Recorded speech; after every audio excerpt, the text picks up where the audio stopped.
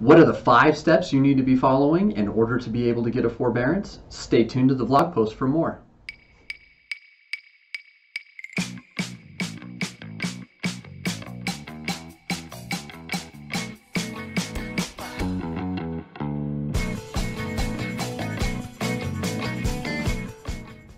Hey real estate friends, it's Mike Gold here with RE/MAX Alliance coming at you today to talk about the 5 steps that are necessary for you to be able to get a forbearance if there is a need. First, what is a forbearance? A forbearance is a way of being able to put a pause on your mortgage payments that are currently due. And in order to get such a program, there's usually qualifications that are necessary. It's not just automatically given because of the pandemic. So, what are the 5 steps you need to be taking? Step number 1. Contact your service company. You need to find out who is currently servicing your mortgage in order to be able to find out what steps are necessary. So that brings us to point number 2. Call and ask them questions about what steps are necessary in order to be able to do the forbearance program.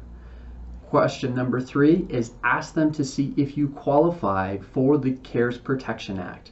This is an act that was prepared by the federal government while we're currently in the pandemic to assist those that are currently in need to keep current or keep their mortgage in good standing. Question number 4, you need to ask them what happens when the forbearance program ends. Typically, the forbearance program can be a period of 3 months or sometimes 180 days, but you need to know and have an understanding of what that time period looks like, as well as what happens after that program or after that forbearance time period has ended. Another question to ask is to ask what happens to those particular payments. Typically, a forbearance program will put everything on pause, but the interest that is due every single month while the forbearance program is going on for that 90 to 180 days gets tacked on to the balance of your mortgage, or ultimately what is due. Again, the payments just get put on pause, but that interest continues to be in the equation for your loan payoff. You also need to ask them what the repayment programs are going to be looking like. Are they going to be tacked on to where you can just start after the period is programmed and paused, or do you need to make additional payments? Another question for you to be asking is, when are the payments going to be due? And also, are there any additional fees that might be added on to your mortgage balance while you're in a period of forbearance?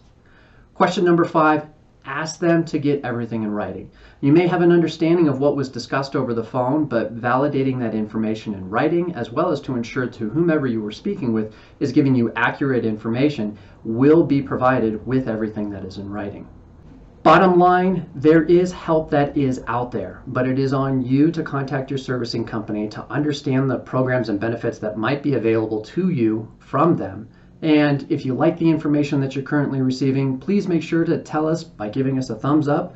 Put a comment section below if you've got some information that you think would be relevant for me or anyone else that might be navigating some hard time. And again, subscribe to the channel if you like the useful real estate content in which that you're listening to now. Until next time.